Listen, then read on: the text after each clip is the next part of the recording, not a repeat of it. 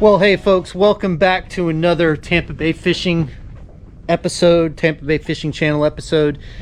This episode is going to be dedicated solely to hogfish. I wanted to do a breakdown video about this for a while, and I finally put together some footage that I think is going to be very educational when it comes to talking about the habitat of hogfish, how to fish for hogfish, where to fish for hogfish, and the characteristics of the hogfish, and what is the hogfish made of? You know, where do they spawn? Where do they all begin? How big do they get? How long do they live? So I've done a lot of extensive research. So I want to go ahead and get into that in this video. As you're going to see, Chad again is putting on a display when it comes to catching hogfish. We caught 12 keepers today, and I think he probably caught 10 of them. Or yeah, he probably caught 9 or 10 of them. I caught one.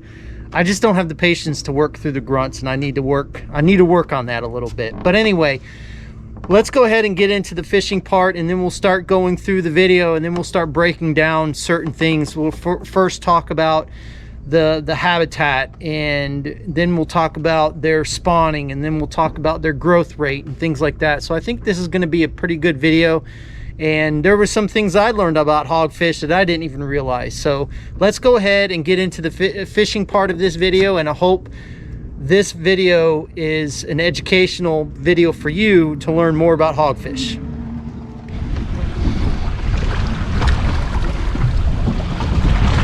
Oh yeah, that's a good one. Whew. Nice one. It's Hogie! Shoo!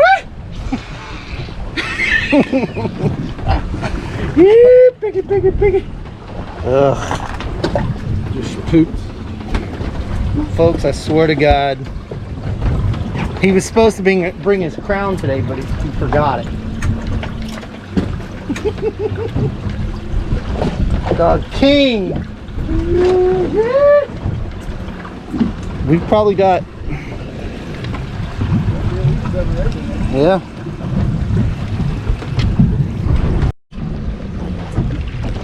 That's a good one.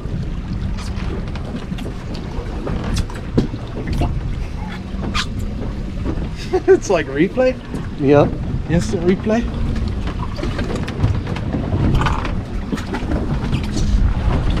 Piggy.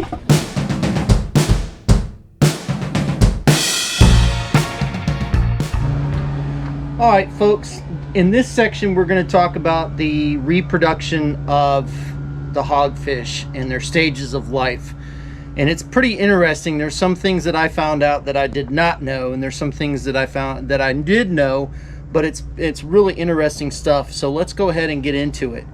Now, as most of you know, hogfish typically will start off as female and then turn to male once they get to 14 inches. And hogfish males usually will have a harem of 5 to 15 females. Now, they spawn during the winter and spring season, where the males perform an interesting behavior of quivering and raising fins before rushing a few feet off the bottom with a female while expelling their eggs and sperm to be externally fertilized. So, you know, they go up into the water column. The males call them by quivering their fins. They go up into the water column. The females release eggs. The males release a sperm, and then they get fertilized. And then within a couple of days, you have small larvae. Now, a single male can spawn multiple times in a day with members of his harem, while a female hogfish can spawn multiple times per season as their eggs mature in batches from 1,700 eggs, which comes from a 10-inch female, to 64,600 eggs that comes from a 24-inch female. These floating eggs hatch within 24 hours are in the larval form for 26 plus or minus 3 days until they settle out of the water column as juveniles. Now, the sex change from female to male typically in a typical population occurs at around 3 years of age and 14 inches. However, there are no cues to the transition. There have been documented females as old as 12 years of age and around 25 inches fork length, with the oldest hogfish found to be a male at 23 years of age. Conversely, in populations with heavy harvesting pressure, hogfish have been known to transition at a much smaller size. In 2001, a study of 2,169 hogfish harvested from the eastern Gulf of Mexico, they found that 50% of the females matured at about 7 inches fork length and around 15 inches for males. Pretty interesting stuff that I've heard the harem thing between, I've heard up to 40 females, but the scientific community says between 5 and 15 females. But what I did find out also is that if the hogfish are getting pressured and the male is caught out of the group, what happens is a female will immediately start to make a transition into the male and start to grow gonads, and within 2 months, it takes about 2 months for that to happen. So it takes a little bit of time. But it's interesting that a female will turn into a male if that dominant male in that harem has been taken out. One of the females will then go and turn into a male. So that's pretty interesting.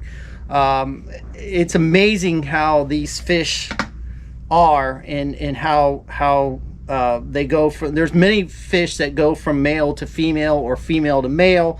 So there's a lot of that happening in the fish populations.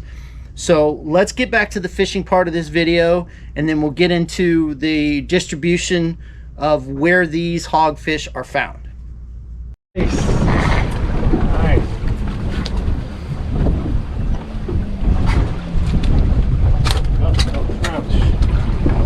How many of those we caught, Chad? I can't even guess. So would you tell the folks at home what is your technique? My technique, which you just missed, was typically using smaller shrimp today, the dead stinky pinkies. Threading them on the gold digger, dropping them down. You keep mentioning the gold digger. We're not even building it. If people ask for them, I won't have to beg rich. Let it hit the bottom. Ooh. Oh.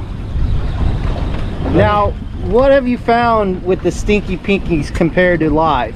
So for some reason, when I drop live, I get a lot of grunts. Go ahead and measure that one. When I'm dropping the bigger shrimp and the live ones, I seem to get a lot of grunts. So when I start catching, let me see how you did. Let me see how you put that on there. Just, you don't even take the tail off from the stinky pinkies, no, right? They got enough stink. Yeah, that's true. They stink bad enough without putting stuff on it. I mean, that's what we're talking about, folks. Stinky pinkies. Dead frozen shrimp. Yep, dead frozen shrimp. And I can tell you, by the time I get home, they smell really dead. I smell really dead. We all smell pretty dead. Well, looks like 1/4 inch over right to the very tip. No, well, it's got to be to the fork. Oh, where did it? Yeah, to right here. But you can pinch it. Yeah. Okay, yeah, because it was more like within a 1/4. Yeah, he's not. He's not. Yeah. So, folks, that's basically it. I mean, let it sit flat on the bottom. Don't move it. And usually when they first hit it, it feels like a pinfish hit. Yeah, it's a real light tap, tap, and then it gets heavy. And then it gets, yeah, like you guys just got dead weight. Yeah.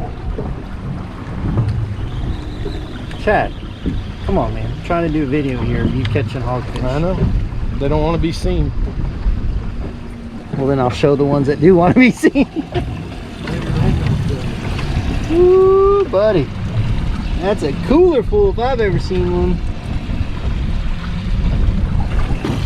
If only I'd have had more help. They waited till the end of the day to start catching them. Well, Raymond, he was having a hard time there at the beginning. Jason caught on pretty quick. Poor Todd behind me. That's Todd. That's poor guy. I feel horrible for him. He hasn't felt good all day long. He hasn't gotten sick, but he just had felt a little woozy, and that sucks.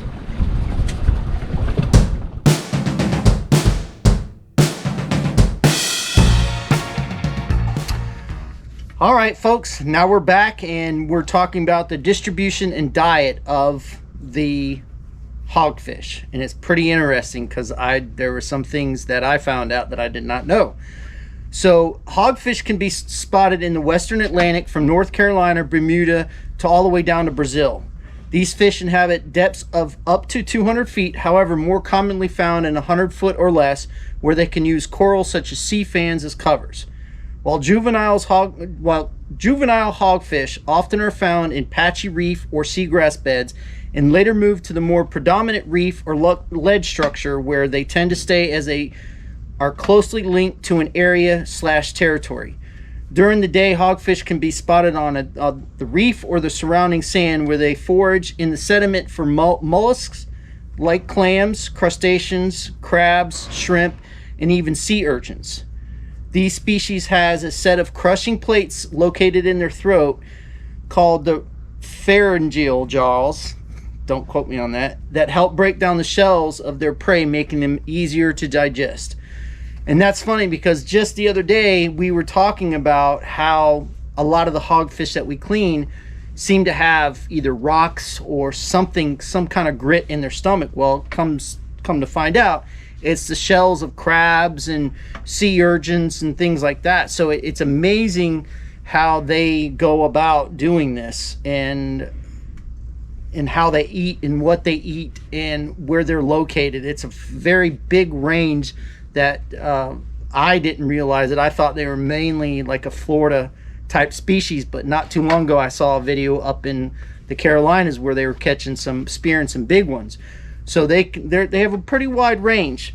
There's this whole myth. Chad would go down to the Keys as early as just last year, and he would talk to people down there, and they're like, oh, you can't catch hogfish on hook and line. And he's like, well, we do it all the time in Tampa. So this is somewhat of a new fishery per se in this area, and I know there's some areas still that don't even know that you can catch them on hook and line. So hopefully with this video, this is going to teach you a little bit more about hogfish, and what their diets are, where they're located, how they mature. And so what I'm going to do next is get into the video to where we talk about what we look for when we're trying to find a location where we're going to go and target hogfish. Okay folks, so basically what we're doing is we're sitting right off of the ledge. You can see it on the Navionics here. So you can see one spot that I sat, and then I moved over to this spot. And I don't want to be right on the ledge. I want to be off of it. So the ledge is actually off to my right a little bit. So you can see the marking of fish. And actually what I did is I dropped a bunch of dead cut bait that I cut up earlier with the bucket chum cutter. And so I dumped it because we're getting ready to leave. But basically when you're looking for hogfish and you want to fish for hogfish, you don't necessarily want to be right on the structure itself. You want to be off of the structure, because what happens is those hogfish mainly sit on the outside and they root around in the sand. So you basically have to be patient. You have to go through the grunts. You have to go through all of that stuff. You catch porgies, you'll catch grouper, you'll catch snapper, all kinds of stuff, but you've got to be patient.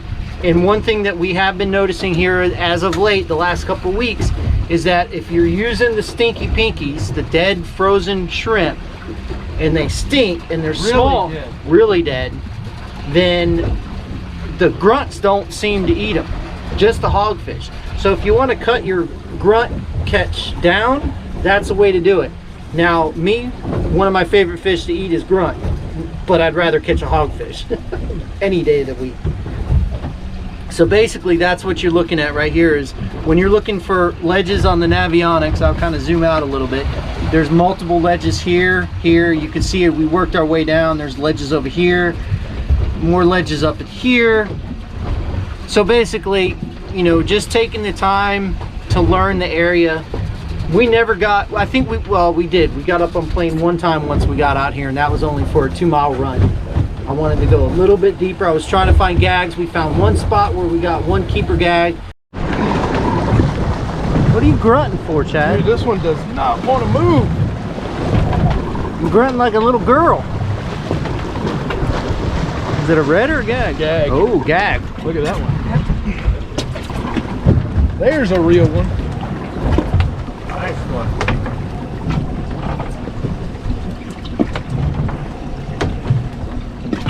Chad, are we gonna have to introduce the gold digger series? I think it's a winner. Winner, winner, gold digger dinner.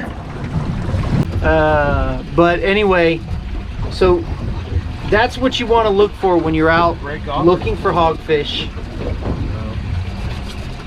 Is that you don't want to sit on that structure. You want to get off that structure some. And you can see I'm not right on it. I'm off of it just a little bit. Well, folks, we had a fun time on the water. Hopefully with this video you learned something new about hogfish. We got pretty extensive in what we do, and then we talked about the origins of hogfish and the size limits and everything like that. So hopefully you guys learned something with that. And Chad and I'm using the sword fillet knife. Chad and I are gonna get ready. He's already filleting. I'm gonna help him out. Can you believe that? He's talking, I'm filleting. Can you believe that? Nope. I'm helping you out. But anyway, I hope you guys enjoyed this video. Thanks for watching. Fish more, catch more, and we'll see you on the flip side. Out.